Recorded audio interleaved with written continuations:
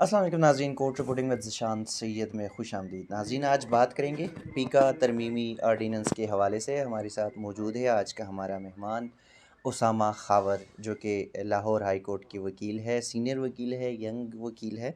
Islamabad high court में पीका के हवाले से आज उन्होंने बड़े अच्छे आर्गूमेंट्स दिए, तो मैं चाहूँगा कि उसामा, पहले हम आपको खुशामदीद कहते हैं। जो आर्गूमेंट्स आज आपने किए पीका तरमीमी आर्डीनेंस के हवाले से, वो हमारी नाज़रीन को बता दीजिएगा। शुक्रिया ज़िशान, आपने मुझे दावत दी। मैं जो अदालत में जो आर्गूमेंट्स हैं उनके बारे में कुछ बता सकूं। और ये बड़ी अहम बात है कि अदालतों में जो गुफ्तगू होती है वो आवाम का एक हक़ है कि उन तक पहुँचे कि क्या डिस्कशन, और ख़ास तौर पे ये जो ऐसा मामला है जिसमें जो फंडामेंटल राइट्स हैं, जो फ्रीडम ऑफ स्पीच और एक्सप्रेशन का राइट है, उसके मामला हैं। तो मैं बुनियादी तौर पर फ़रहतुल्लाह बाबर साहब, एक पीपल्स पार्टी के जनरल सेक्रेटरी भी और एक activist and man of integrity और फॉर्मर सेनेटर, उनके बिहाफ पे दो मुकदमों में मैं इस्लामाबाद हाई कोर्ट में जस्टिस अतर मनीला साहब के पास, चीफ जस्टिस के पास पेश हुआ।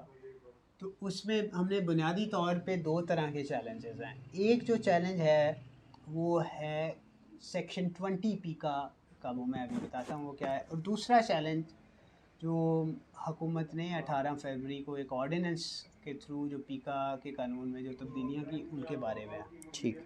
सेक्शन 20 बुनियादी तौर पे जो क्रिमिनल डेफेमेशन जिसे कहते हैं, कि वो कहता है कि 3 साल की सज़ा हो सकती है अनअमेंडेड अगर आप किसी को डिफेम करें। और ऑर्डिनेंस के तहत इसकी सज़ाएँ बढ़ाई गई और बेशुमार और तब्दीलियाँ की गई, और हमने उस ऑर्डिनेंस को भी चैलेंज किया।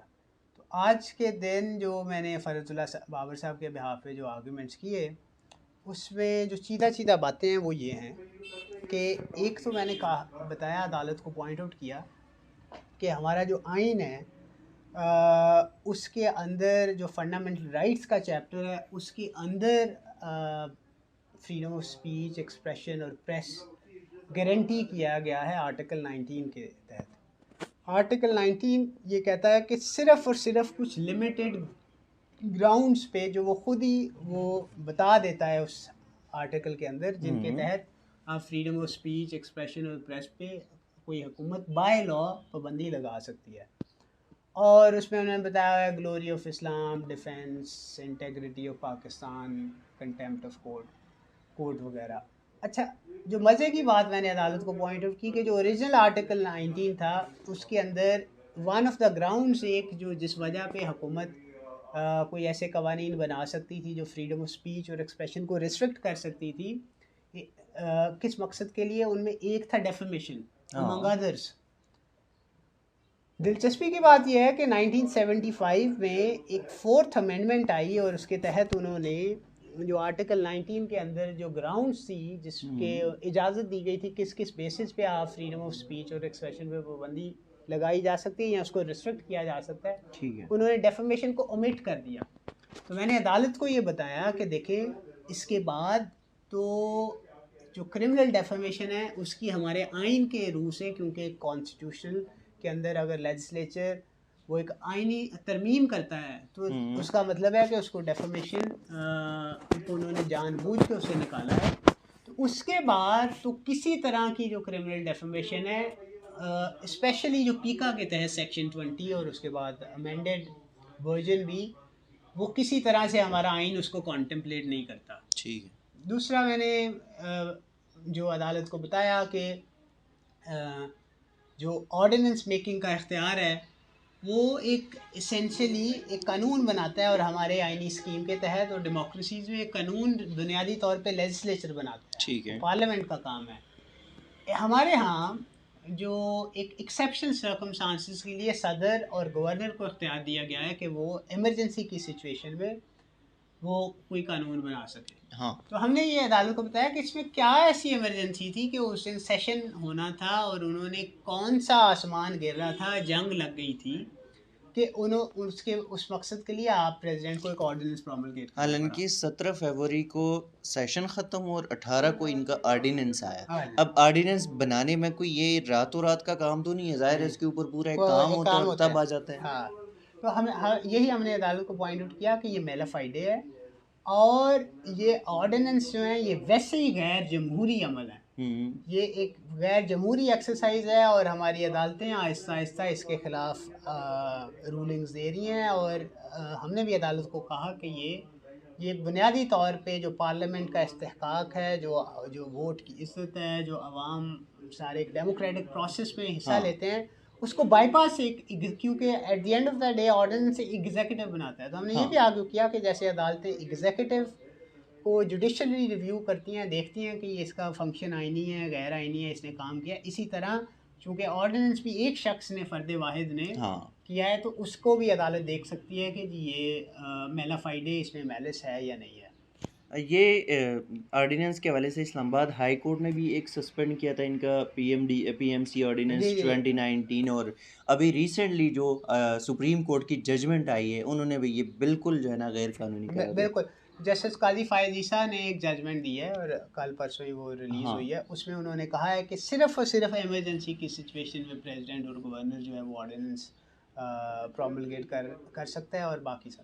دوسرا ہم نے عدالت کو یہی بتایا کہ یہ جو سیکشن 20 ہے، یہ جس کے تھرو آپ کرمنلی ڈیفیمیشن، تو یہ تو بڑا ڈیموکریسی کے خلاف ہے کہ جو باقی ڈیموکریسی اور جو سارے کانسٹیٹیوشنل رائٹس ہیں وہ ریئلائز نہیں ہو سکتے جب تک آپ لوگوں کو فریڈم آف اسپیچ ایکسپریشن نہ ہو.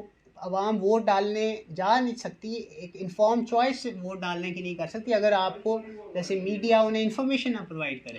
تو کسی شخص کو پتہ نہ ہو، ووٹر کو پتہ نہ ہو کہ اس حکومت کی کیسی کارکردگی ہے، انہوں نے کس طرح کے کام کیے ہیں، اچھے کیے ہیں برے کیے ہیں، تو وہ کس بیسس پہ جا کے بیلٹ باکس پہ ووٹ ڈالیں گے. کہیں گے کہ مجھے اس کی شکل پسند ہے، اس وجہ سے یہ ہینڈسم ہے یا یہ نان ہینڈسم ہے، اس وجہ سے میں ووٹ ڈالنا چاہ رہا ہوں. تو اس کے لیے بڑا ضروری ہے کہ انفارم چوائسیز کے لیے لوگوں کے پاس ریزنز ہوں، اور وہ پھر ہی ممکن ہے کہ میڈیا رپورٹ کرے، لوگ گفتگو کریں اور بغیر خوف خطر کے گفتگو کریں. تو اس سے جو ہے جو پولیٹیکل سپیچ ہے اور فریڈم آف پریس اور جو ایکسپریشن ہے اس پہ چلنگ ایفیکٹ ہوتا ہے. ہماری عدالتوں نے یہ بتایا کہ اس سے چلنگ ایفیکٹ ہوتا ہے.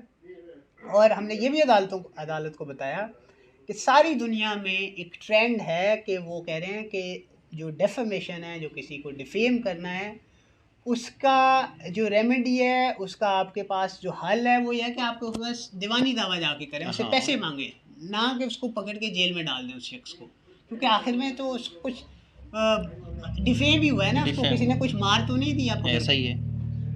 دو کہتے ہیں کہ الفاظ جو ہیں وہ کچھ تیر نشتر کی طرح بھی ہوتے ہیں، لیکن بنیادی جو بات یہ ہے کہ کوئی شخص فزیکلی تو زخمی نہیں ہوا. ایسا ہی ہے. تو ہم جو ہے تو ساری دنیا میں ڈیفیمیشن کو وہ ڈی کرمنلائز کر رہے ہیں. یو کے میں ہو گیا ہے، مالٹا میں ہو گیا ہے، بے شمار اور 16 ممالک نے ریسنٹلی اس کو ڈی کرمنلائز کیا ہے. تو ہم بھی اسی دنیا میں رہتے ہیں اور ڈیموکریسیز میں، اور کولیکٹیو دنیا کا وزڈم یہ ہے کہ ڈیفیمیشن ڈی کرمنلائز. اور ہم نے یہ بھی عدالت کو بتایا کہ یہ جو ڈیفیمیشن ہے سیکشن 20 ہے، یہ جو political government of the day ہے، جو سیاسی گورنمنٹ ہے اور ادارے ہیں، ان کے ہاتھ میں یہ ایسا ویپن ہے جو وہ استعمال کرتے ہیں اپنے پولیٹیکل اوپوننٹس کو اور اپنے پرسنل ایجنڈا کے لیے اور لوگوں کو پروسیکیوٹ کرنے کے لیے. پرسیکیوشن کا ایک ذریعہ ہے اور اس لیے اس کی ماڈرن ڈیموکریٹک سوسائٹی میں اس کی کوئی گنجائش نہیں ہے. تھینک یو اسامہ جی. ناظرین، بالکل پیکا آرڈیننس پہ آج اسلام آباد ہائی کورٹ میں سماعت ہوئی. جو تقریباً یہ 10 سے 12 پٹیشنز ہے، آج وکلاء نے اس پہ دلائل دے دیے اور سب نے یہ کہا کہ اظہار رائے پر یہ ایک قدغن ہے. سیاسی حکومتیں جو ہے اس کو ہتھیار کے طور پہ استعمال کرنا چاہتی ہے، اور جس حکومت نے جس آرڈیننس کو، یہ پیکا آرڈیننس کو جو پاس کیا، اس کے بعد آرڈیننس پاس کرنے کے بعد ہی پرائم منسٹر آف پاکستان یا دیگر جو ہماری اپوزیشن لیڈران ہے یا فیڈرل منسٹرز ہے، ان کے عوام کے سامنے جلسوں میں زبان جو ہے وہ آپ سب نے دیکھا ہے. ناظرین، اب تک کے لیے اتنا ہی. اسی قسم کے پروگرامات آپ کے ساتھ شیئر کرتے رہیں گے. تب تک یہ دیجیے گا اجازت. اللہ حافظ.